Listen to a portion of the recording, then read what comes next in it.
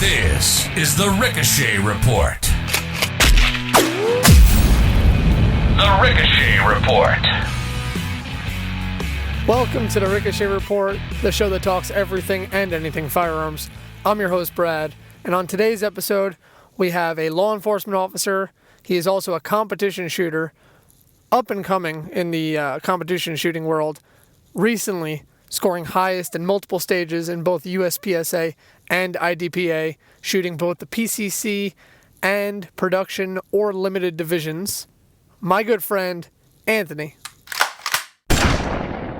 Anthony, welcome to the show. Thanks for having me, Brett. Yeah, absolutely. So you work in law enforcement. You've been doing that for just over 6 years. Is that correct? Yes, 6 years. Prior to law enforcement, did you have any access, or did you handle firearms frequently? Did you own firearms? No. When I was a younger kid, my dad had some guns, but nothing formal. And even then, we didn't shoot very often because I can only go with him, obviously, and he was still working. Sure. Now, would you say working in law enforcement influenced you into want to get more competitive with shooting? Yeah, I mean, it gave me the access and the legal means of owning and firearms and stuff. So I'd say so. But actually, I got into competition shooting because I went down a YouTube rabbit hole and saw people shooting, and that was how I got into it, actually. Sure, completely understand that. So you're talking about competition shooting. You shoot both USPSA and IDPA. What are the differences between USPSA and IDPA? So the major difference is actually the rules with IDPA more than the USPSA. IDPA is more tactical based.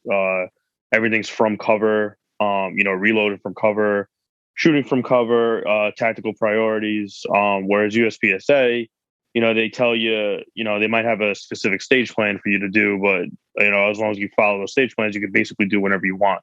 So, your reloads are, whenever you want, you reload as necessary, or, you shoot from whatever position is available to you to hit whatever targets you think are, will allow you to complete the stage in the fastest amount of time.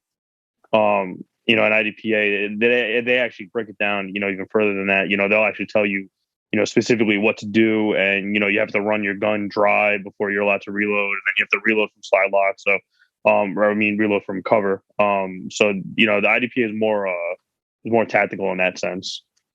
Understood. So IDPA, you're saying being more tactical, it's also a little bit more, would it be realistic? Would it be something more likely you would do in a real world scenario if you're in a defensive shooting?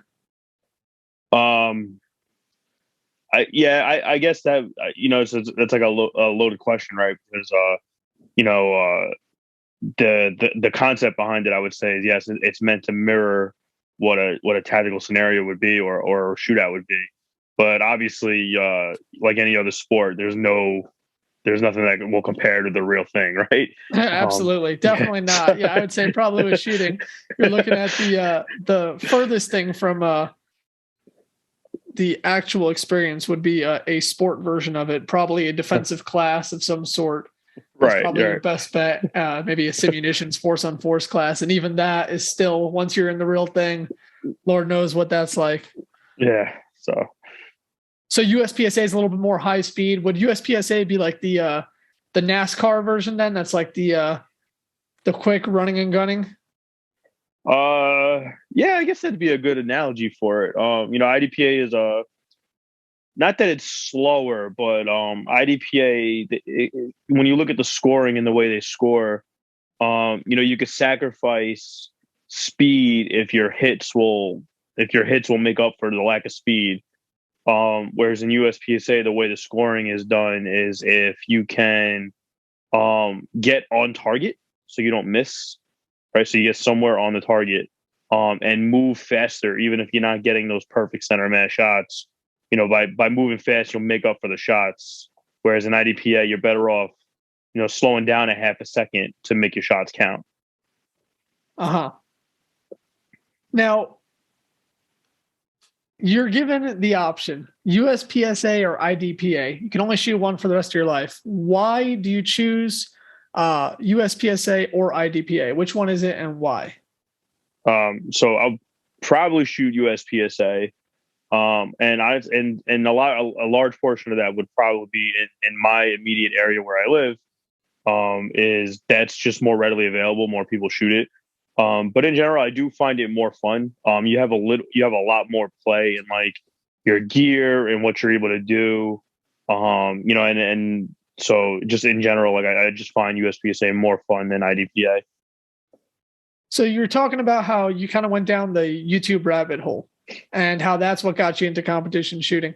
Was it that you were automatically hooked from there, or do you think that first competition that you went to really lit that spark, and that was it? You're hooked. So it definitely a combination, because when I saw the videos, it was like, oh, I got to try this, right? But then it was like, oh, I don't know how to get started.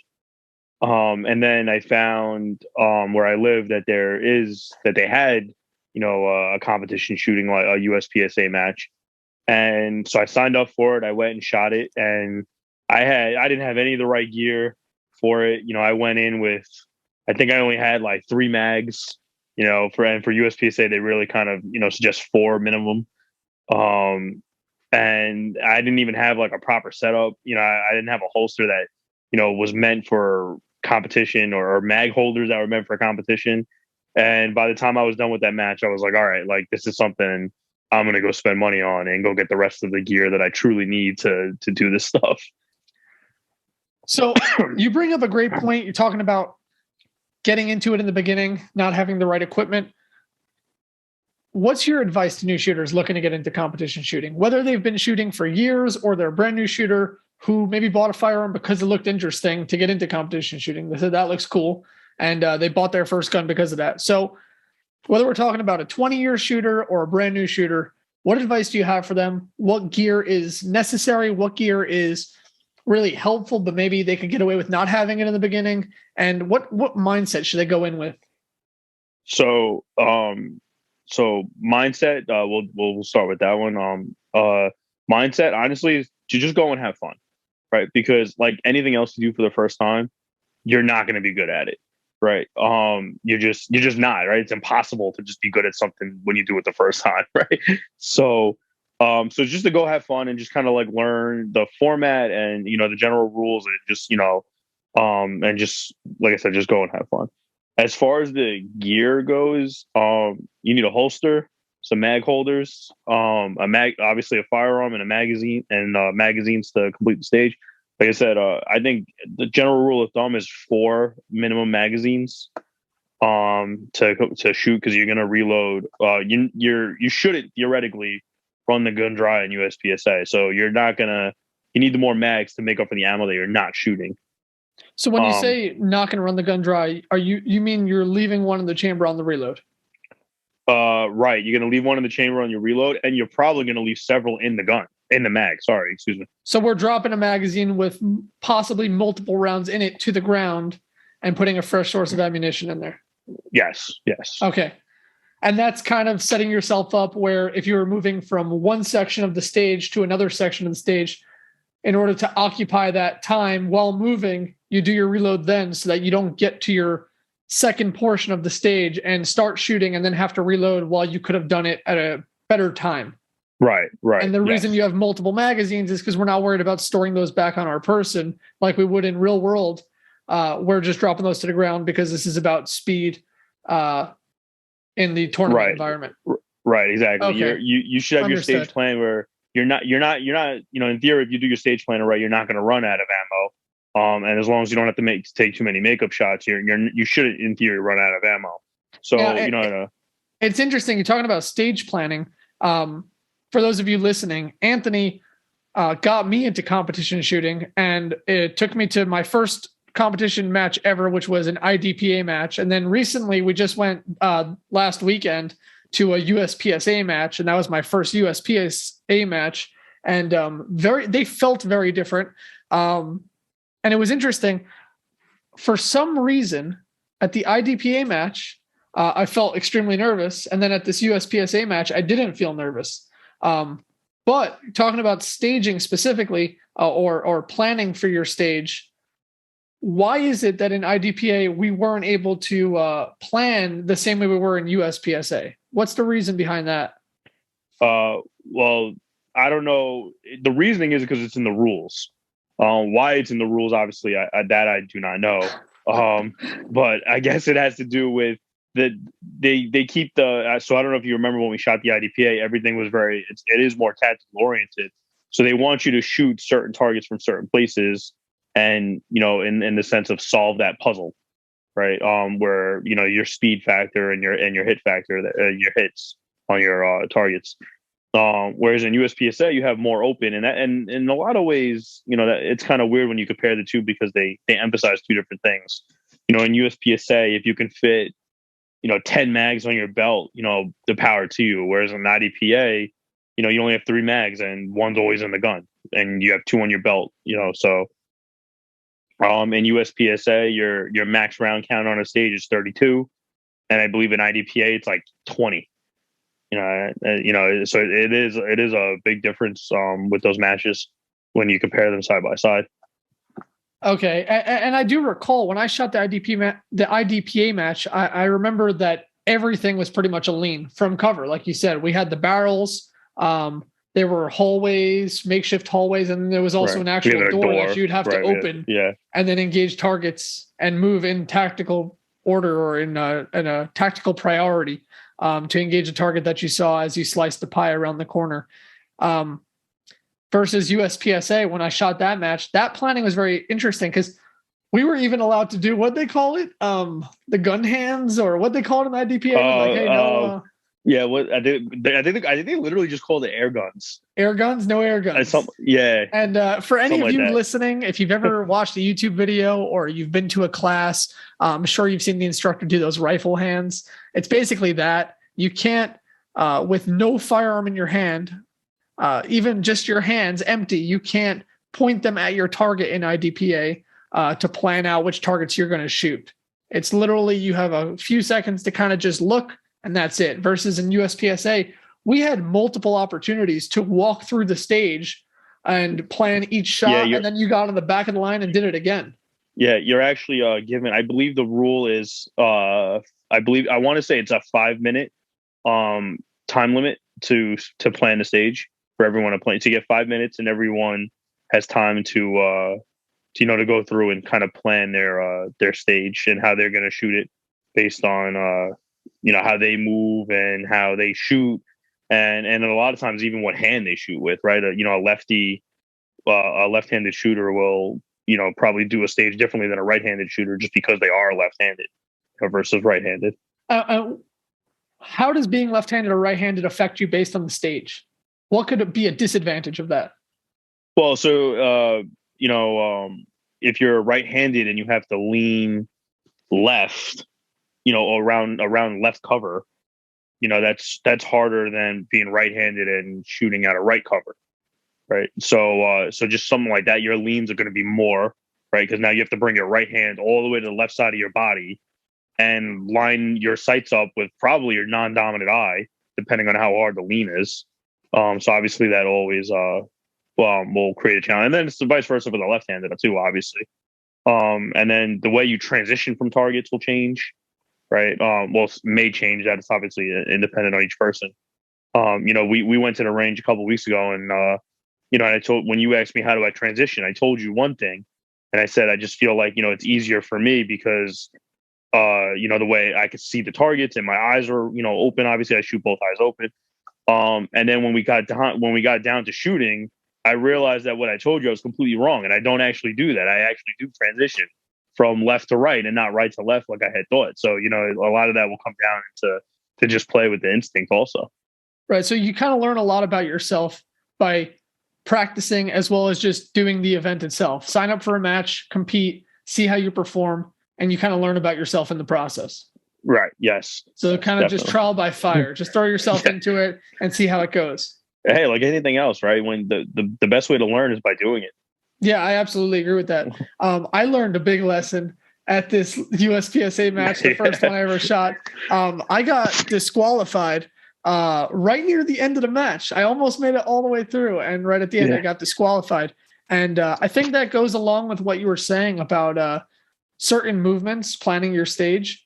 It didn't happen to me as much. Mine was kind of me just moving too fast for my reload and where the target location was. But if you remember early in the day, someone broke the 180 rule. I'm going to ask you to explain what that is in a second. But someone broke the 180 rule because they were a right-handed shooter moving to the left, and they were performing a reload while moving, and their muzzle broke the 180 line, and they were DQ'd right there. And that was pretty early on in the day. I think that they didn't even stay to see the rest of the match. They actually left, from what I remember. Yes. So what is the 180 rule? So the 180. So when you're standing facing downrange, facing directly downrange, not at an offside, not at a target that's, maybe off center to your left or right, like directly downrange. There's an imaginary line where if you were to stick your hands out like an airplane, basically, that's 180 degrees, right? 180 degrees is a straight line.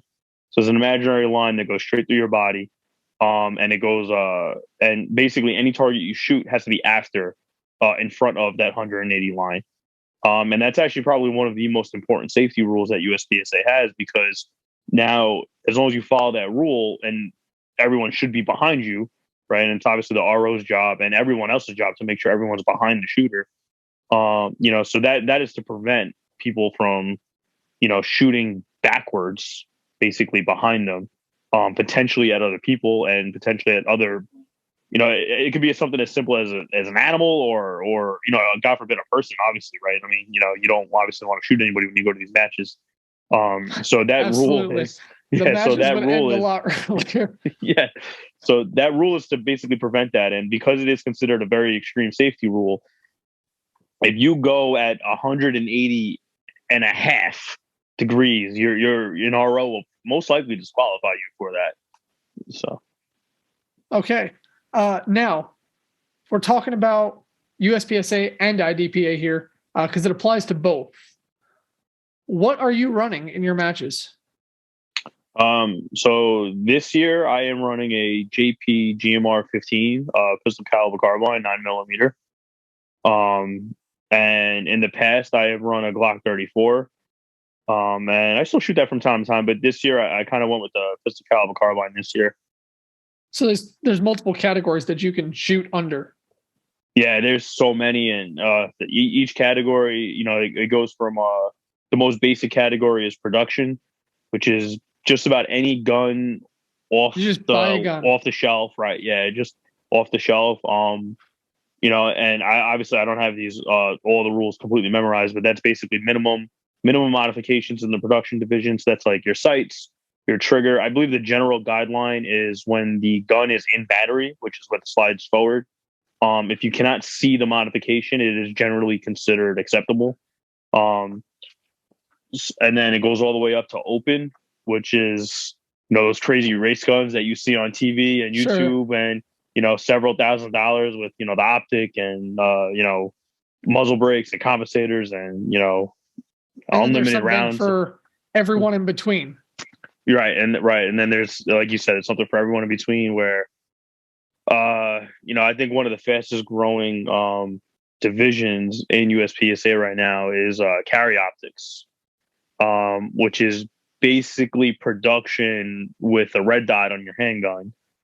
And that's, a lot of people are shooting that, red dots are, we've spoke about this in the past. Like, I'm not a big fan of red dots on handguns, but I will openly admit that in our near future, I think that's going to be the new norm and the new standard for handguns.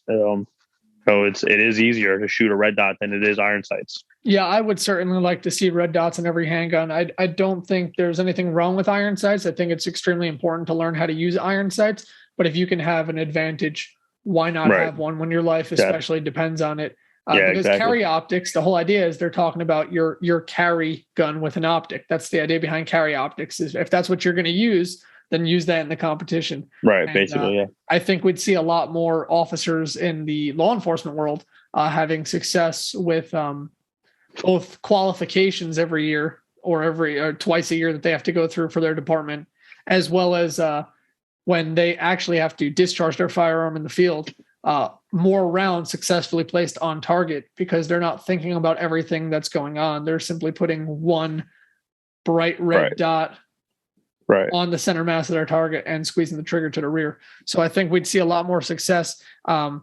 been shooting carry optics. When I don't shoot PCC with you, I've been shooting carry optics division because that's my go-to. If I can have that, why wouldn't I? And this is the ability to train with it in a more high-speed environment, although it may not be as realistic as you'd like for real-world defensive shooting. The ability to run it in a high-speed environment with multiple target engagements, reloads, drawing from holster, etc. It is certainly giving me some type of experience that will benefit me. Right. I mean, look, there, in a perfect world, well, I guess let me preface this by saying in a perfect world, no one ever gets into a gunfight, obviously, but That's a fair point. yeah, but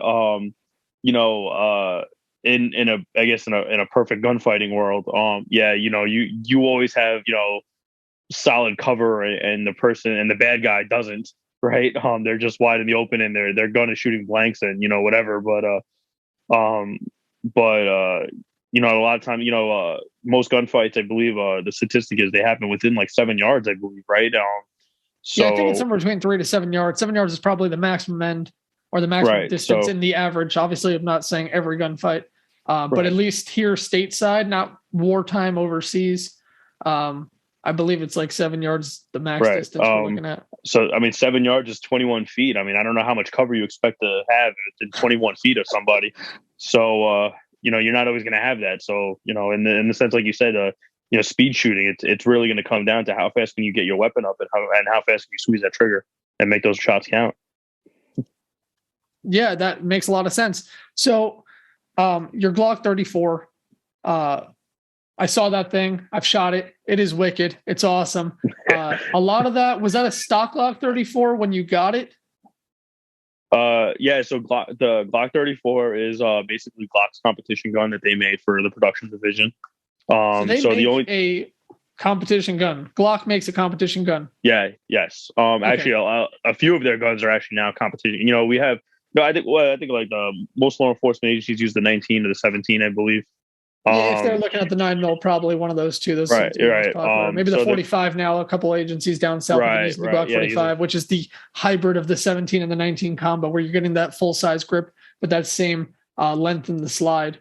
Right. So when I was looking for a handgun strictly for competition, not that I stumbled, but I found the Glock 34.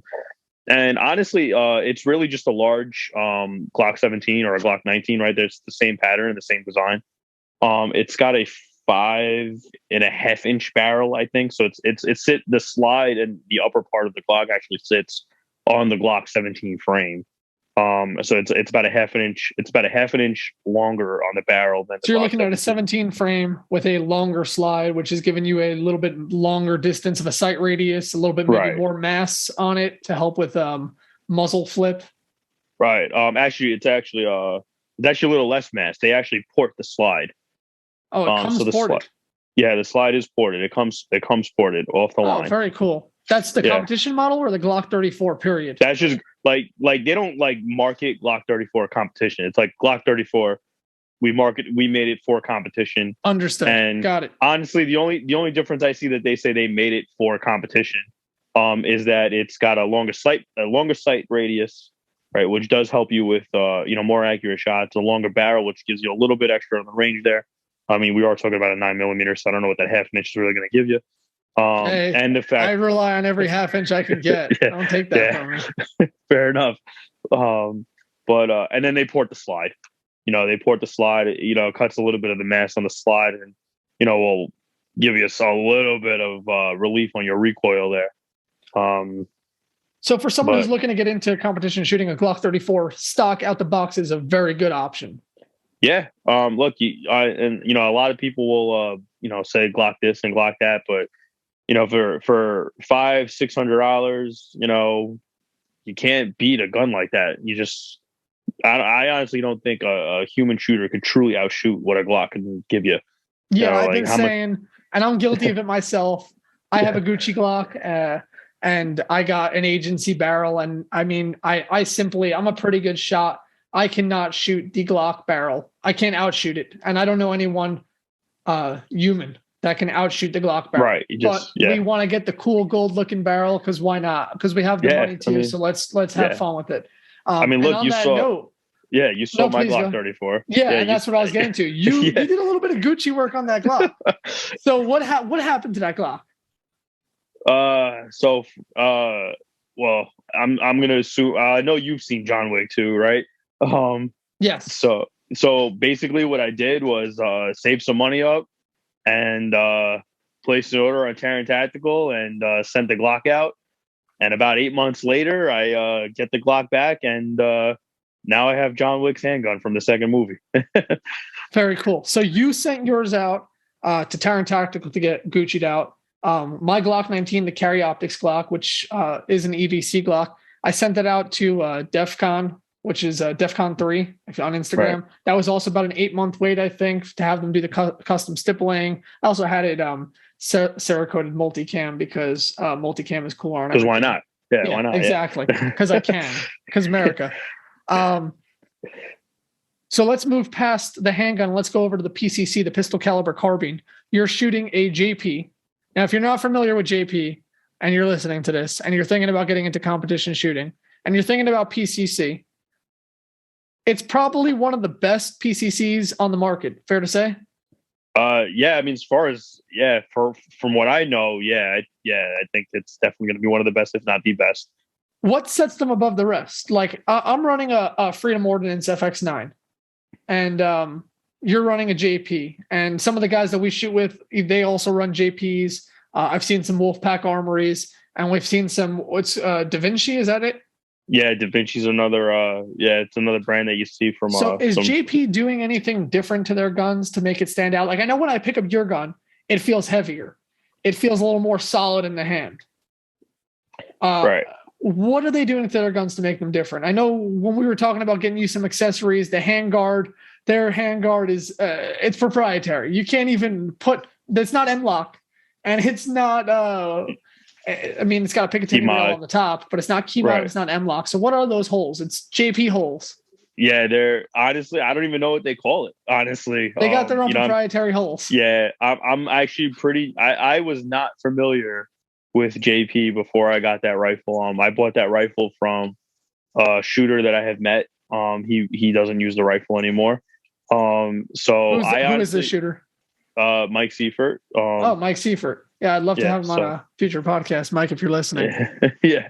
So, so I bought the rifle from him, and other than the fact that I had a few people tell me like, "Oh, get a JP," I honestly had no idea about JP. I never even heard of the brand until about I was going to say 2 months ago, but actually at this point it's like 8 months ago.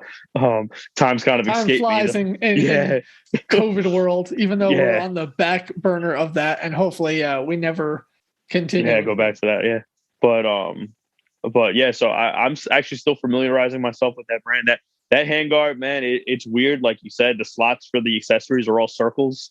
They have their proprietary mounts and rails for it by the looks of it. And so I'm still familiarizing myself with it.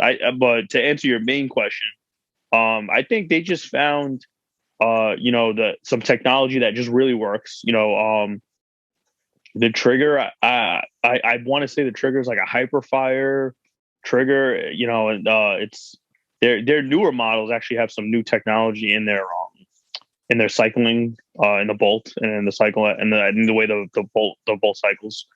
But I would say from what I've shot the rifle, and I have personally probably put about 2,000 rounds through it already in the short time that I've had it. I just, and I said this to you when we first took the gun to the range when I first got it, that is the smoothest shooting AR that I have ever handled. I have shot other 9mm ARs. I do have a 5.56 AR, and that is the smoothest shooting rifle I've ever fired. Look, and I know it's only 9mm and the recoil is very minimal, but just the way that gun handles it is super smooth. And, I have had zero issues with it. And like I said, I've now put 2,000 rounds through it, probably a little bit more. Right. So you're talking about a JP rifle, and I'm going to talk about the Freedom Ordinance rifle. So we can kind of do a side-by-side and give shooters different options that they're thinking about getting into PCC. they can hear the two different options that are out there. Maybe I went the more affordable route, and mostly because I owned a lot of the stuff already, to be fair. It wasn't like I specifically went cheaper. I just happened to own some items already. So when it comes to optics, I don't have a cheap optic. I just already own this optic, and I moved it onto this gun for competition shooting. So I'm running a Freedom Ordinance FX9. Both our guns are 16-inch barrels. Yes. Yeah.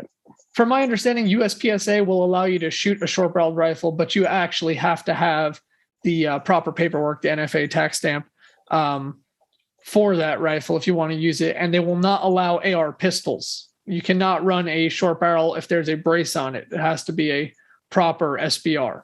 Right.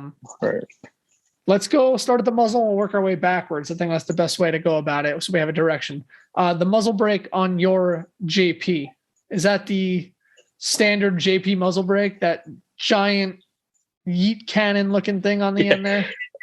Yeah. So my rifle is completely stock. It comes off the line the way you've seen it. It comes off the line that way. And I believe so. I'm actually on my phone. I'm actually on JP's website right now. I'm going to see if I can pull up the specs on my rifle because I don't have them memorized here. So bear with me 1 second. Now that's fine. I'm going to just talk about for a second. I was talking about the weight. Something I noticed when I picked up his rifle compared to mine is the handguard on the JP is extremely wide compared to a standard handguard. It's a free float rail. Yes, it's a free float rail. So is mine. However, your free float rail, that's a mouthful, is actually wider, and that feels really good in the hand. Yeah, so actually it's funny because like you said, it is wider. And when I first looked at it, I'm not really a big guy. So when I picked it up, not that it was heavy, but it felt, I guess, like it kind of kept the weight of like your standard AR, right? When you shoot a 5.56 AR, it's it weighs like 6 to 7 pounds before you put anything on it, right? Before an optic, before a loaded mag, before a flashlight or a grip or what have you. And this for a 9mm, it kept similar weight, which was weird when I picked it up because I wasn't expecting it, but it works. It really, helps keep some of the smoothness. That handguard is really wide and it is made out of, I believe it's made out of aluminum. So it does have some heft to it and it does have some weight to it. Sure. Now, we'll keep moving back. The comp I'm running on mine right now is a standard bird cage. It's what came with the gun. If you're going to look at getting a Freedom Ordinance FX9, which is a fantastic AR9, I love mine. They give you the option of their. I'm wondering how I can say this. I mean, the podcast does have explicit turned on, so I can curse. We're good to say fuck, but it's spelled fucks or fox suppressor, it's a fake can on the end of it, FAUX, and it's meant to look like there's a can so that it looks like a can is coming out of the handguard, that nice, operator look on your gun, when the can is running underneath the handguard, under the rail. But yeah, it's called a fox or fox. I'm not sure how to say it, but I mean, my gun fucks, if you know what I mean. Yeah, so I chose the bird cage specifically because my plan was to change out the brake anyway, the muzzle brake, or the it's not that it's really all that necessary. We're shooting 9mm and you're putting 2 rounds onto each target, so it's not a huge deal. But if I can have an advantage in the competition environment, why would I not take it? Right? That's why JP puts their massive heavy brakes on the ends of their guns, because it's going to help you. Yes, so I just ordered a Walker Defense Research muzzle brake. I'm very excited to get it. The thing looks super ugly, but we care about functionality, not aesthetics. At least that's sometimes. Where I come from. Sometimes. That's true. I say that because maybe I just don't have the looks I was hoping for.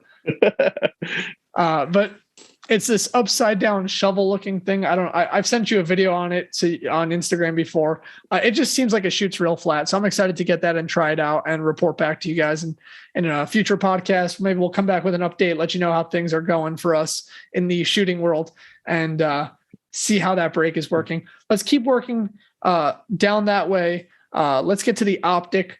What optic/optics, right? Multiple are you running on your gun? So my main optic is actually the aim point. I think they call it the patrol rifle optic. It's basically just a closed emitter red dot. Closed emitter red dot. Okay, so you're running an aim point. Is it? Is it the ACO? Was it? Or I do remember. Yeah. I'm so bad with that stuff. It might be. I think the box actually just said patrol carbine right optic or something like that. Okay, and it's a single red dot. Nothing else inside there. Yeah, just a red dot. Yep, do you know what the MOA is on that red dot?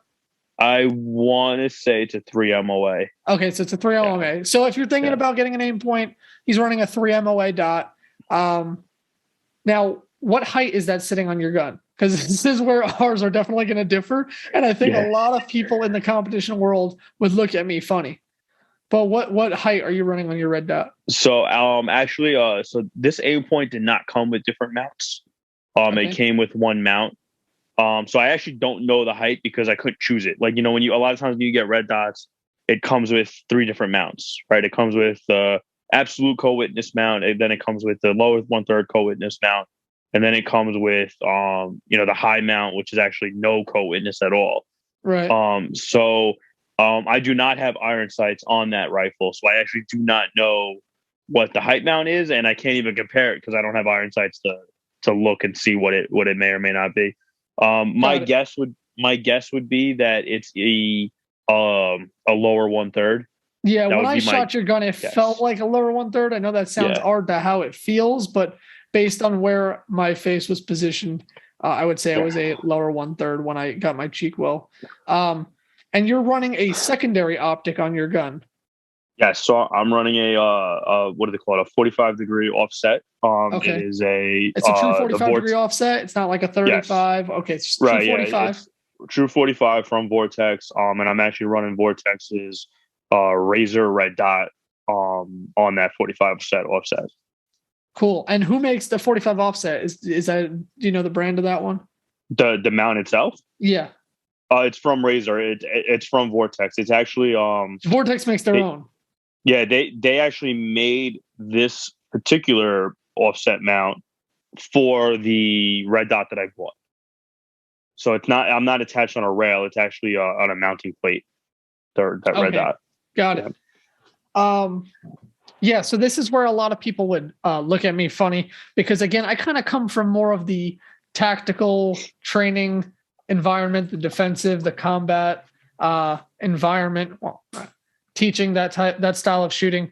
And I'm very big on keeping my head up, and being comfortable because we're already in an uncomfortable situation. So I run on my SBR, I run like a Unity Tactical, and it's higher than 2 inches. I forget what it is, but it's 2 point something. So it's pretty high up. So for the competition world, I didn't want exactly to be that high up. I wanted to get really behind the gun. But at the same time, I still wanted to be able to move smoothly. And I feel I move better when my head is up and not hunched over into it. So I went with a 1.93 inch Reptilia mount. Big fan of Reptilia's products. Shameless plug for Reptilia right here because I run a couple of their things on my gun, and I would happily, if you guys want to get a good product, check out Reptilia. But I run the Reptilia mount with a Trijicon MRO. So already people are like, Brad, what are you doing? Because I'm running a 1.93 inch height mount, and the Trijicon MRO. Some people love it, some people hate it. I personally, I just don't have an issue with it. I've put many rounds through that optic, and I've never had an issue. And mostly I think the complaint is it's not a true 1 times magnification. It's slightly off 1, a little bit higher than 1. I forget what it is exactly. It's like 1.3 maybe. So some people, I think when you look down the optic, you said with both eyes open, it was a little unsettling. It was a little weird. Yeah. Yeah. I just don't see it. Maybe I have one eye that's a little slightly, maybe my right eye is slightly just fucked and my left eye is still 20/20. So it's like balancing it out. I don't know. I don't know the answer, but I have no issue with it when I run it. It ran I mean, that would flawlessly technically for me. make that MRO a prism scope, technically, right? Because it's not a one-time scope or a one-time dot, actually, because it's not really right. So, but yeah, Yeah. It gets looks, sure, but it seems to be working. Before my DQ, I was doing pretty well. So yes, I'm not. you shot pretty. You actually did shoot really well. Yeah, I was pretty happy with. Actually, I was reviewing the numbers from my best stage, which was stage 4, which was the one. The only reason I remember it so well, besides me doing well on it, was the name of the stage was Littering End, which is a great reference to Super Troopers. Right there in that opening scene. But the top shooter for the day shot the stage in 20.30 something seconds, like 20.3 blank seconds. Right. And he had a hit factor of 5.8, yada, yada, yada. I shot that stage in 53 seconds. So it was like 1.2 seconds slower than him. But my hit factor was 6.0. So if I wouldn't have got DQ'd from the competition, would that stage have been mine, being higher than his? Or is there still some other math thing that goes down to get the point? No, I think So I haven't looked at that stage and your score specifically, but from what you're telling me, yeah, it sounds like you would have taken that stage had you not got DQ'd. Yeah. Getting back to the optic, sorry for that sidetrack. That's going to happen a lot on this podcast. I just ordered today, thanks to Steven, who's our friend, who actually, that's how the two of us met. Yes. And it's funny because in the intro, you heard me mention that Anthony and I are good friends. And I feel like you hear that a lot in podcasts or in radio shows, like, oh, my good friend. And they text once in a while, maybe, but that's just a thing you say. Anthony and I happen to be good friends. We go on vacation together. We shoot all the time together. And we met through our buddy, Steven, as a mutual friend of ours. Steven today convinced me to buy the Arisaka, I think it's pronounced, 45 offset, because I already own the Vortex Viper. Again, another optic I already own that's not sitting on a platform right now. So I'm going to throw that onto that Arisaka. And the reason I went with them is because they're 45 offset. You can choose which plate you want to mount it on, and they make a taller plate specifically that brings it up to a 1.9 to 2 point something inch height. And I don't want that when I'm behind my gun, I roll over those 45 offset sights, and that I have to kind of reposition my head and try to find my optic. It's going to be right there. Right, it's going to be right there. It's going to be closer to that 1.9 because the Vortex Viper is such a slim optic that it should be closer to that than the taller ones. If I were to put like an MRO on top of that, it would sit higher up. So that's the optics of my choice. And again, I owned both those optics already, so I went with those. The Reptilia mount was a new purchase specifically for competition shooting because I like that height mount. Let's keep moving to the rear of the gun. Stock. You're running just a mil spec stock on yours? I'm running a mil spec on mine. It's a Magpul CTR. Yeah. something. So I mean, I don't know what brand JP put on it, but it's your typical mil spec stock that you'll see on any random AR platform at a gun shop or even on TV, or wherever else you might see firearms. It's a very basic stock that's telescopic, and I think it's got like 6 adjustment points or something like that. Yeah. And as far as the internals for the buffer, since we're in that area, is the buffer standard buffer that JP gives you? That whole thing is standard. Standard. So does JP's, you mentioned the Hyperfire trigger, does it come standard with a Hyperfire trigger? I think I want to say it's a Hyperfire trigger that they put in that. I think that's what it is. Let me see. I had it up. I'm going to pull it up again. My extent of experience with Hyperfire triggers would be firing your JP rifle many of times, touching them at SHOT Show in 2020. So we're or a couple of years since then. And recently adding the Hyperfire sticker that I found from SHOT Show of 2020 to my safe. So that is my extent of Hyperfire triggers. Unfortunately, it's a fantastic trigger. And the reason I say unfortunately is the Freedom Ordinance FX9. Freedom Ordinance built a very proprietary platform, and a lot of it's not exactly mil spec. Some parts are, but a lot of them aren't. And they will actually tell you on their website that they don't recommend you swapping out to a different trigger because a lot of the AR9 triggers that are on the market have trouble working over time with the FX9. Something goes wrong with it. So they tell you to keep the stock one. I did keep the stock one, obviously. I'm not going to get rid of it just in case. But I did find a brand called Trigger Tech that actually makes an AR9 trigger. And then they have one that looks just like it, but it's a little bit different. They said it's a little bit heavier on the hammer. And it's the Trigger Tech FX9 trigger. And I installed that in mine, and I think you tried it out, and it really made a difference for my. Yeah, it was smooth. I went with the flat face trigger. I'm a big fan of flat face. Yeah, I prefer the curved trigger. Which it's funny because a lot of competition shooters prefer the flat triggers. So I'm actually going to stand corrected here. I'm looking at JP's website. It is their JP fire control package, and it's their standard trigger. So I was actually wrong. It's not a hyper fire trigger. So it's a standard trigger you got on there. Yeah. So their standard trigger is fantastic to the point where you think it's already an aftermarket trigger.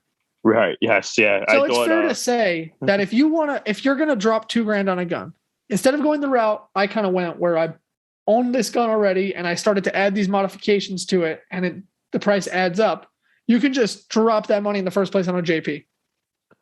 You're going to have an outstanding, already upgraded gun.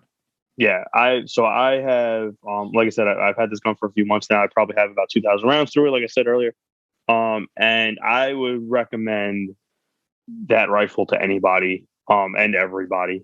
They make a terrific rifle. That I've put, like 5 different types of ammunition through it, and I haven't had a single issue. The mag drops when I needed to drop. The bolt goes forward when I needed to go forward. You're talking about magazines here. Yeah. Both our guns run on Glock mags. Right. We're both running extended base plates on ours for, I would assume, 2 different reasons. The ability to have more rounds in your gun. And secondly, so that it drops faster out of the firearm, that extra weight that's in an empty magazine when you have an extended base plate. You're running, I believe, is it all Terran Tactical mags, the base plates? Yes. Okay. Yes.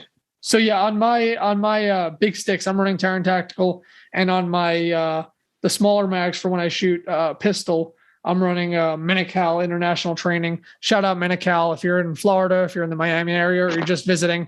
They put on some great training programs. I've shot many of their programs, and we're going to have them on in a future episode, and we're going to talk to those guys. But hey, I have some of their mag extensions. Definitely makes a difference. Definitely makes a difference with those magazines dropping free, especially because we're shooting on sand or dirt or gravel, and sometimes something gets picked up in there, and that griminess can get that magazine hung up a little bit longer. So that extra weight is definitely making a difference when we drop those magazines out. I would say, I mean, you said it perfectly, honestly. There's just no other way to say it. I've never had to, pull the mag out, right? Like, they kind of, when you do tactical shooting, they kind of tell you to like pull the mag out, make sure it comes out,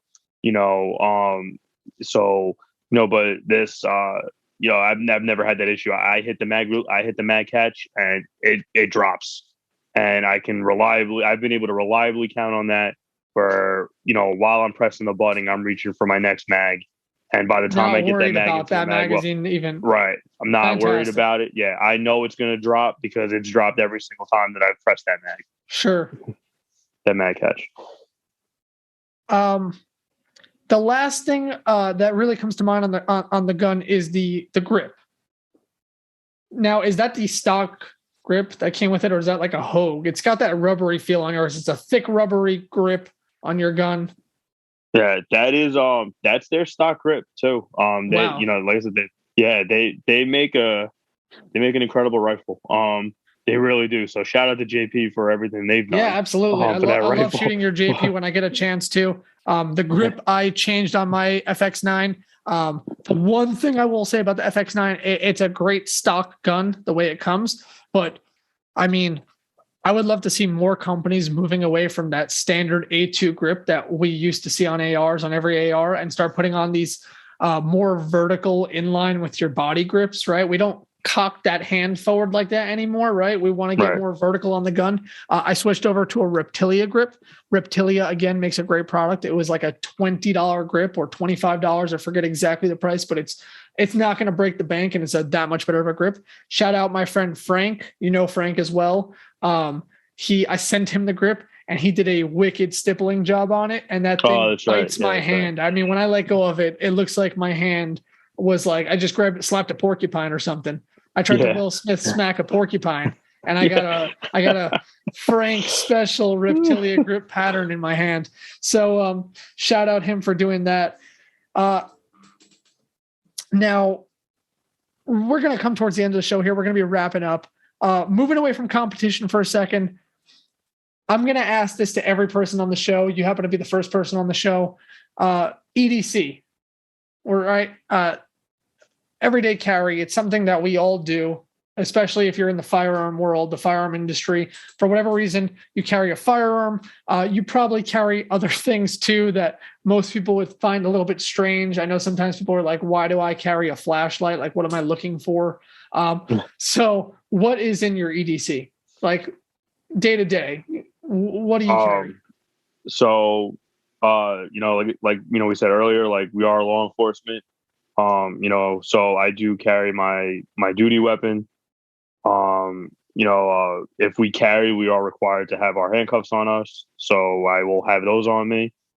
I usually have some kind of a pocket knife on me. Shouldn't leave home without a knife, honestly. You just never know when you're going to need it. And you don't need anything crazy. You don't need Mad Dog Mattis said it best, right? Yeah. Always carry a knife because you never know where you're going to need to cut a slice of the cheesecake or stab somebody in the throat. I might have butchered his line slightly, but he said something just like that. Right around that.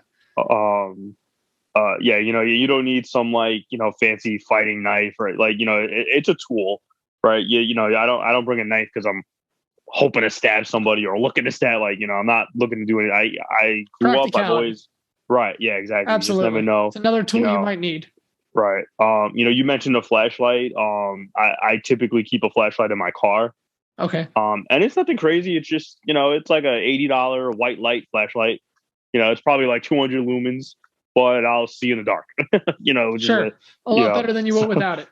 Right. Exactly. And we live in a big city where we have street lights and stuff like that. But you're still, I used to keep a flashlight when I was, working my way through college. I was delivering pizzas, and at night you can't see house numbers. I used to shine a flashlight at people's house just to make sure I'm walking up to the right house. You never know. You learn about the practicality of a simple tool like that you take for granted, and it became a necessity, and it's stuck ever since. I typically have a flashlight in my car. I did just get a new truck, so there isn't one in there yet, but it'll get in there once I'm done unpacking everything from my other car. I'm very excited about that truck, by the way. Anthony has volunteered to drive. We're going to another match in Pennsylvania shortly, and looking forward to not getting disqualified in this next match so I can actually see my scores at the end. And that brings me on to the next topic, and this is our final topic of discussion for the episode. What are your goals for the future as far as competition shooting goes? So, honestly, I'm taking it just by ear. I got into the sport because I thought it was fun and I thought it was cool, right? You see the videos on YouTube and stuff like that, right? So this year I took it a little bit more serious. So I've only been doing the competition shooting scene since like 2019. So was that like 3 years ago now, roughly? And it wasn't even like a solid 3 years because I started like in the summer of 2019, and it gets cold here, so the season ends in like October. So I basically only shot from like June to October these matches. And then before the shooting season, right? I'm going to call it the shooting season, can start back up. COVID hit. The shooting season will typically start in like April. We had COVID hit in March of 2020. So I actually haven't really had like a true full year of competition shooting yet. So I'm still very, very new at this, and I'm still considered, bottom of the barrel amateur in the sense of like experience wise and this stuff. So this is actually my first full year at like truly going for it. I'm going to North Carolina next week. We are going both to Maryland and Ohio. I think actually there's a couple Pennsylvania matches in there that we're going to hit up. So this is very excited for all our traveling and all the shenanigans that will come with those events. So this is my first full year in this sport, where I'm actually traveling to some of the matches that are bigger. They're more stages, more round count, and things like that. So we'll see. As far as any goals, honestly, my goal right now is just kind of have fun with it and just get better. There are a lot of people out there that I've now met some of them, that do have sponsorships and that do this as like I don't want to call it a side job, but yeah, it's kind of a side job, right? Because they have their sponsorships for their gear and their ammo, and some of these guys, I'm sure some of these really, really pro guys actually get a salary from wherever they, I'm sure, I would imagine anyway that if you're on Glock shooting team, that they probably pay you to shoot, if an actual salary. So I don't like that kind of stuff. I wouldn't say that's a goal. It'd be nice, but my main goal, I just want to get better at it, and I want to have fun doing it. And that's basically what this year has been about. I actually did sell off because this was like a last minute decision to kind of take this sport by storm this year. I actually did sell off a lot of my gear to fund our travels and everything that's going, because it was so it was so unexpected that I didn't have the throwaway money when I started planning this. So I was like, oh man, like I really want to do this, but where am I getting the money? And I was like, well, I got all this gear in my safe that has now been sitting here collecting dust for the most part because I've been dedicated to shooting what I'm shooting. So I sold off some gear and I sold off some firearms, and that has basically funded this year's competition season for me. I understand the pain, but if you want something bad enough, you got to do what it takes to go and get it. So I respect that. Yeah. And I thank you for coming on the show. It's an honor to have you on the show. It's a lot of fun to get together and talk about things like this. And I hope we can have you again in the future where we could see how you've been doing in the competition world, see what's new, and catch up on things. Yeah, definitely. Because hopefully the next time we talk, you'll have more than a disqualified match under your belt here. Absolutely, that would be nice. So we'll see what happens on Saturday. That's true. Well, again, thank you for being on the show. I appreciate it. And take care. Thank you for having me. Yep, you too. You're listening to the Ricochet Report. If you enjoyed the show and you want to hear more, there's good news. There's a lot of shows that are coming. We have a lot of episodes that are coming with some fantastic guests, and I'm really excited to bring them on to this podcast so that you can hear from them on everything and anything that's going on in the firearms industry. So if you want to stay tuned, stay up to date on future episodes, go ahead and head to the Instagram account. From the Instagram account, you can do everything. Okay, so first off, you're going to follow the Instagram account at the Ricochet Report. After that, you're going to see the link in the bio. It's going to be a link tree. From there, you're going to be able to follow and like the Facebook page. You're going to be able to subscribe to the YouTube channel, where we will have content coming out on there in the future, doing gear reviews, drills that we run on the range, etc. You can also, if you enjoy this show, share it with friends. There is an RSS feed. There's a website, ricochetreport.buzzsprout.com. You can go ahead and share that with everyone if you really enjoyed this podcast. What you can also do, if you enjoy it, this podcast is normally filmed due to my work hours at really weird times of the day, sometimes like at night or super early in the morning, and it takes a lot out of my day to do this podcast, but I love doing it and I want to put out this content for you. So if you enjoy it, you want to help me stay awake and put together good shows like this one, you can go ahead and buy me a coffee. That is literally in the link tree right there is buy me a coffee. You can buy me a cup of coffee. It helps me stay awake and put these shows on. That's all the time for this episode. Until the next episode, keep training and stay safe.